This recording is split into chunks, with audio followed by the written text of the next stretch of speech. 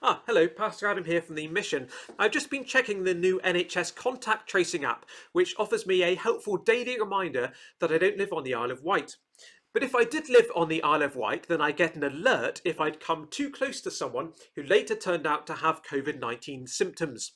And lots of people have lots of questions about this app, but probably the one we most want to know the answer to is, when can I just hug someone again? We're having to limit and restrict our human contact, but I just want to give my mum a hug. I'm going to become an uncle soon. I want to give the baby a cooch.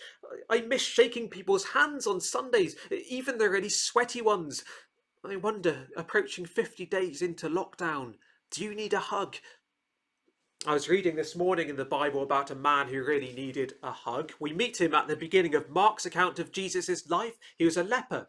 At the time, that meant an outcast, untouchable, unhuggable. And he comes to Jesus, asking Jesus to heal him. And moved with pity, Jesus stretched out his hand and touched him. And then the man was healed. And I find it amazing that the man was healed, but even more amazing that Jesus touched him.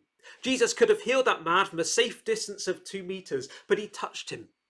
A little sign of how Jesus wasn't going to keep himself at a safe distance from the problems of this world, but to come near to help us. Even though he's the perfect Son of God and we're very far from perfect, even though he lived in the virus-free perfection of heaven, he came down into this COVID-19 world, he lived here, he touched people, he healed people, and then he died on the cross, a death he didn't deserve, dying for our imperfection and our sin which separates us from God. So as we trust Jesus, we can know constant contact with the God of heaven, who's with his people by his Spirit, whatever we're going through, whatever we've done. So over the next few weeks, I'm going to continue missing that human contact and those baby cooches. But I'm thankful as a Christian that I can know constant contact with a friend in heaven.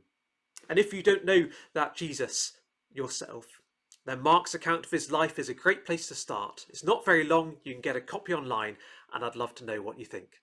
Thanks for joining us. God bless.